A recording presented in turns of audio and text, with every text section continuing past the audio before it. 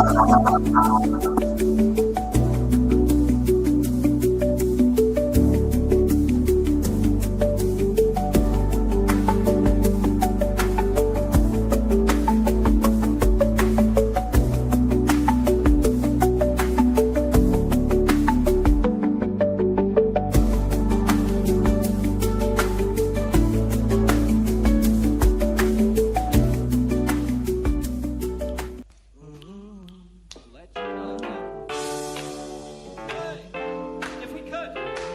everybody, UNLV went on the road to the University of Memphis. Josh Pastner returned and dominated in a wire victory, coming out on top 92-78. Let's talk about this. This team's wild, guys. This is the Let's Run podcast.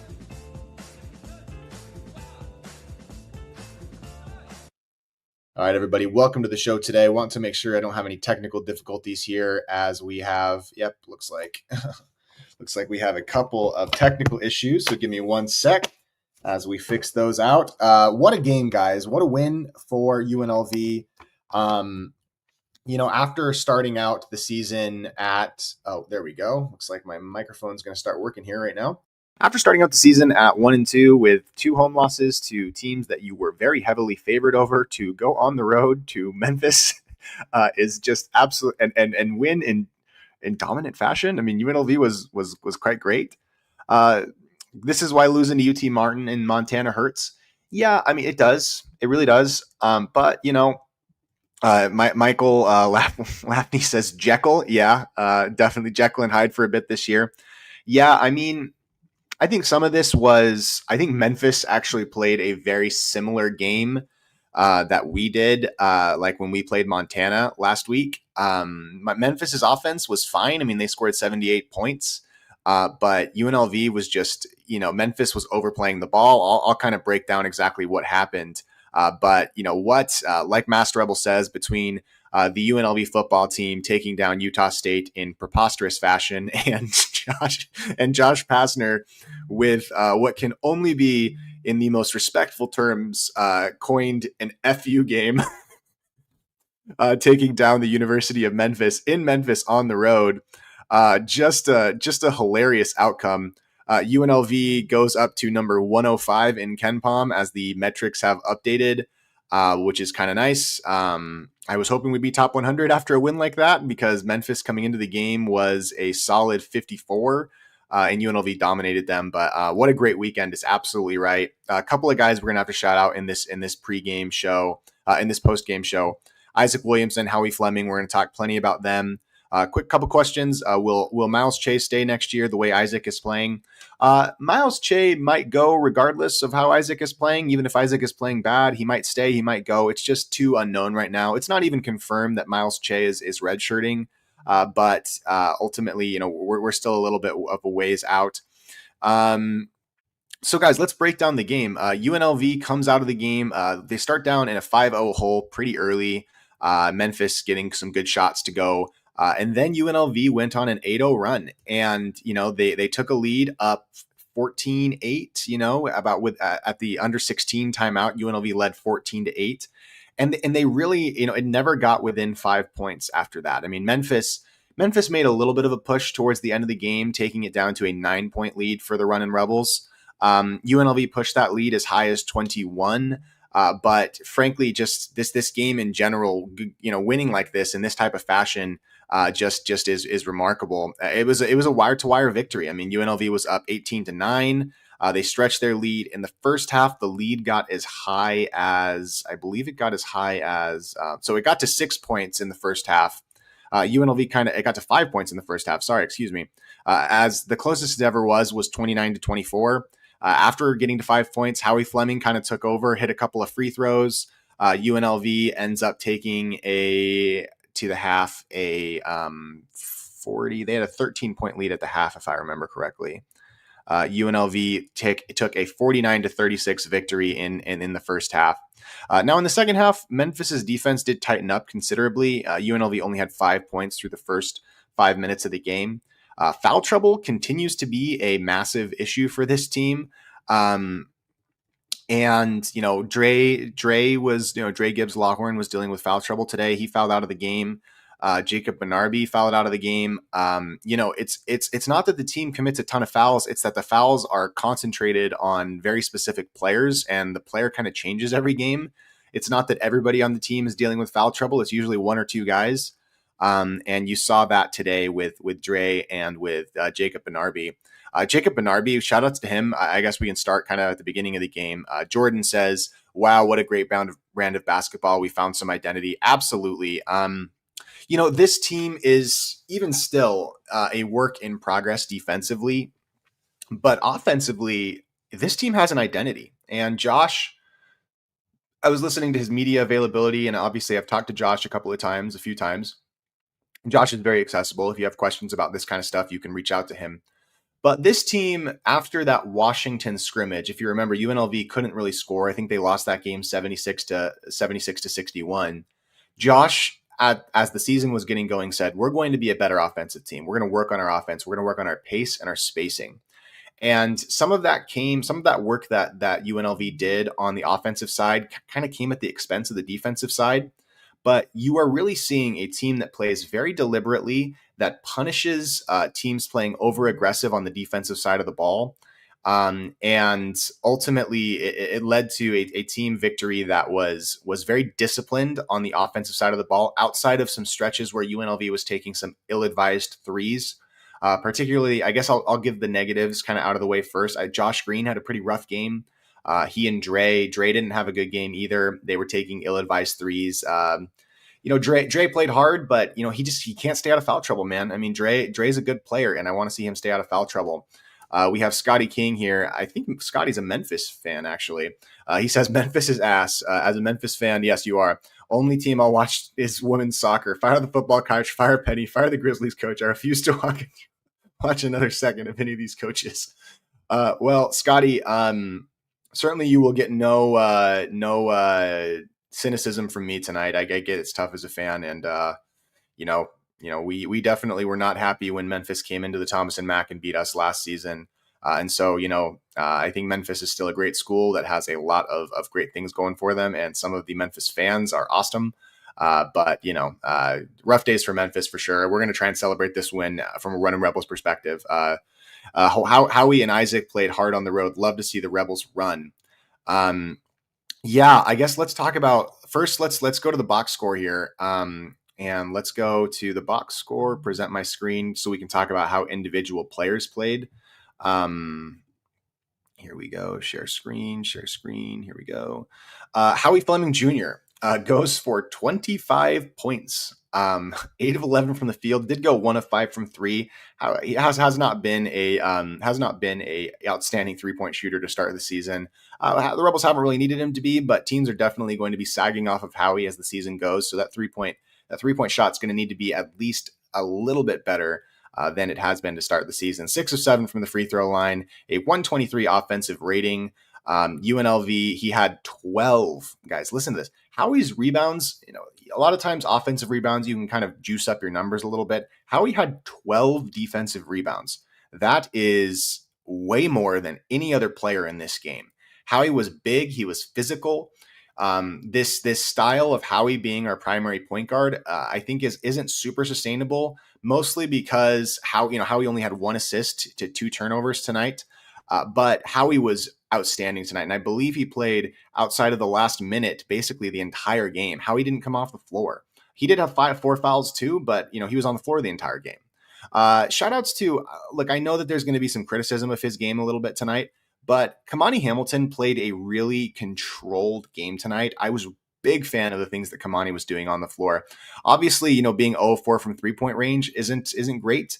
He's not been lighting up the world from the 3-point line from this season, but 13 points, 5 of 8 from 2, 0-4 from 3, 3 of 3 from the free throw line. Good to see that. He did have 5 offensive rebounds, only 2 defensive rebounds. Howie was getting a lot of those. But the biggest thing for Kamani is he did have 6 assists. And for a team that really needed passing, Kamani's passing was outstanding tonight. A couple of steals, only 1 personal foul. I loved this game from Kamani, even though he wasn't perfect. I think that this kind of shows what Kamani's future is. Isaac Williamson, the balls of steel of Isaac Williamson shooting 6 of 10 from the 3-point line. I have never seen. It's funny because I had heard, not just from Coach Pastner, but from people around the team, that Isaac was just lighting dudes up in practice, and people were just loving him, and they loved him as a 3-point shooter and a defensive player. And boy, oh boy, did he show that tonight. He had Isaac Williamson, guys, listen to this. He had 5 steals, 6 of 10 from three, 25 points, 3 of 5 from the free throw line. Did have 1 assist. This guy was a dynamo. And time again, as Memphis, I believe he had 2 of these. Memphis pushed the lead down to 9. Who was the player that UNLV turned to put the dagger in there? It was Isaac Williamson. He was awesome, guys. I was thrilled. I mean, Isaac Williamson's going to be a player all year, and he's probably not going to have very many games as good as this all year. But, I'm sure if he heard me say that, he'd say, yeah, I am. Miles Che's out. I'm the point guard now. I'm balling out all year. And that's kind of Isaac's mindset and mentality. Isaac is an outstanding player. UNLV, losing Miles Che really sucks. And the team would be better because Isaac would still be playing if Miles Che was on the team. I mean, it's not like losing Miles Che. Having Miles Che would have meant Isaac not playing. It's just going to be a lot of Howie. But Isaac Williamson, just an outstanding game. Nails, clutch, everything that you could possibly want from a player. Isaac Williamson did it tonight. Dre Gibbs-Lawhorn, he had 4 points. Again, foul trouble, just can't seem to stay on the floor. 3 assists, had a rebound. Didn't love the game from Dre tonight. He'll be better this season. But the foul trouble early on this season is just killing Dre. And the coaches have to work with him to get better. Jacob Benarbi, he only had 4 points. But Jacob, listen, guys, I made the joke early on in the game that Jacob Benarbi looked like Nikola Jokic and passing out of the high post. Jacob Benarbi had 6 assists and no turnovers with a block and 2 steals. I know he only had 4 points, and all 4 of them were from the free throw line. But Jacob Benarbi is legit an awesome passer, and he's shown this not just this game, but constantly throughout this season so far. Just an outstanding effort for Jacob. I know 4 points and 6 rebounds and 3 rebounds and 6 assists doesn't seem too flashy, but the team just glides when Jacob is on the floor. So all credit to him. Tyron Jones, another guy that we have to shout out today, a fabulous freshman performance. Tyron Jones finishes with 14 points. Tyron Jones was getting the ball and looked like the Tasmanian devil, driving into the lane and scoring with efficiency. And he had a couple of blocks that were just demoralizing for this Memphis team. Tyron Jones, the athleticism, the potential of this guy. I mean, this game, he was incredible. But further on down this season, Tyron Jones can absolutely be a star for this Runnin' Rebel basketball team. Naz Cunningham only finishes with 4 points. He was 0-5 from 3. Naz was doubtful before the game, dealing with a leg issue. Not a great game for Naz. Dealing with the injuries obviously didn't help. He came in. I thought he actually kind of didn't help the team offensively when he was in there. But we love Naz. We think he's going to be great. So Walter Brown, he didn't play a ton, only 12 minutes, but and he's kind of been the short man out of the rotation. He's a consummate professional, and I really want Walter. I think Walter deserves a chance to play. I think he can be a good player for this team.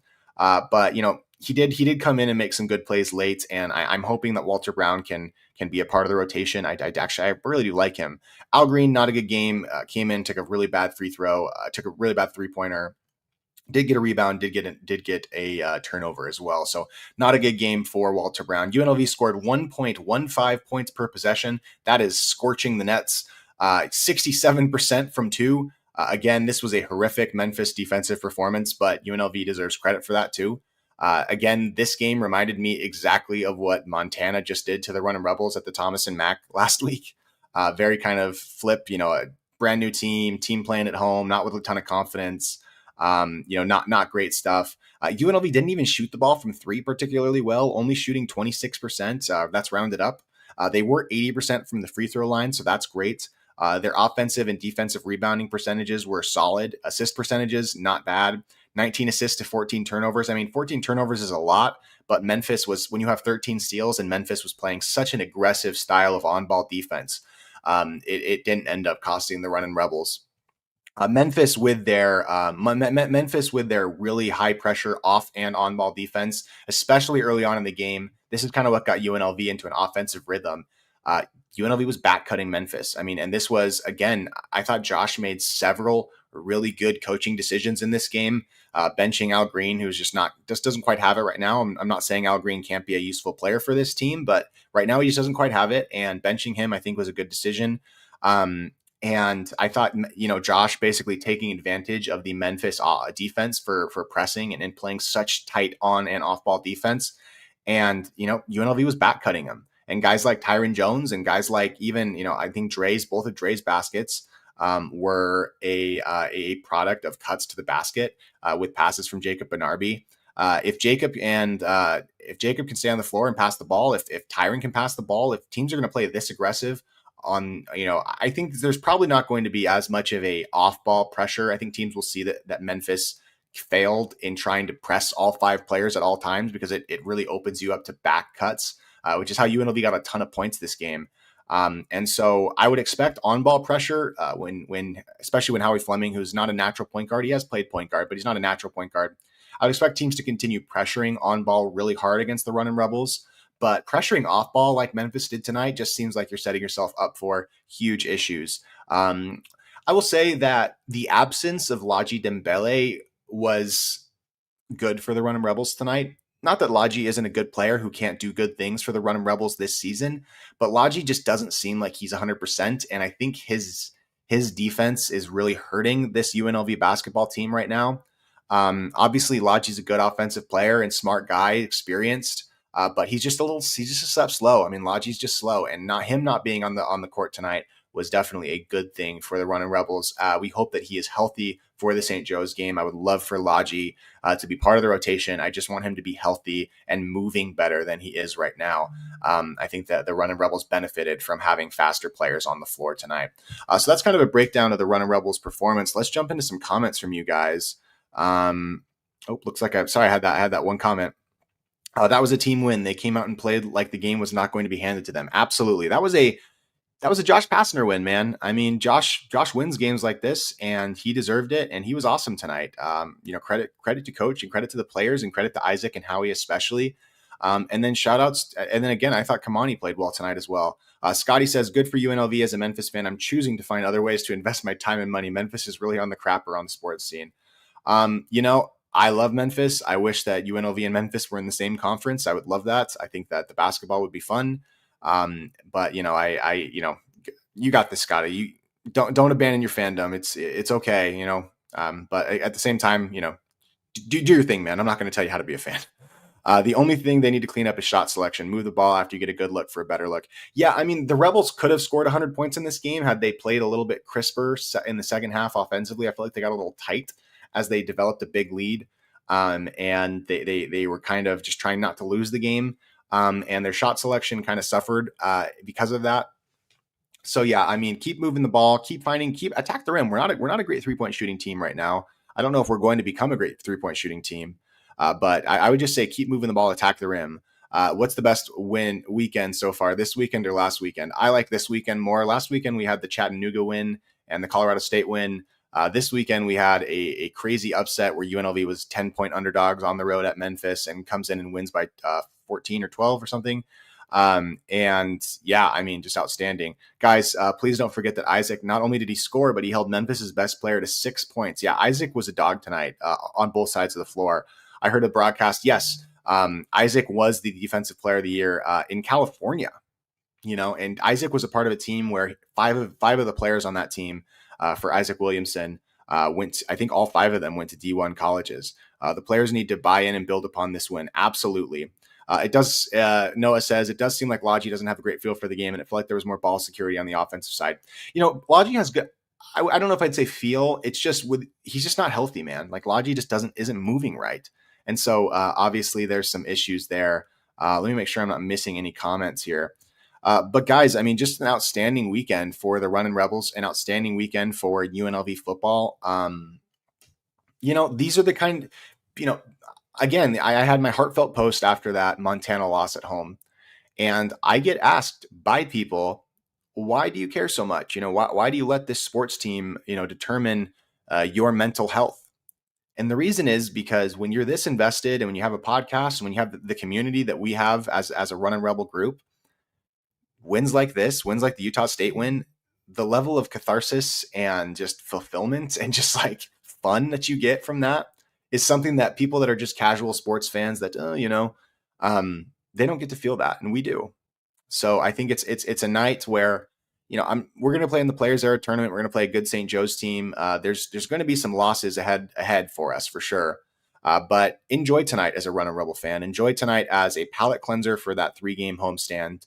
Obviously, I don't think this game changes much of anything in terms of the trajectory of UNLV basketball, but it definitely gives the players a building block. And people will forgive that 3-game opening homestand for Josh.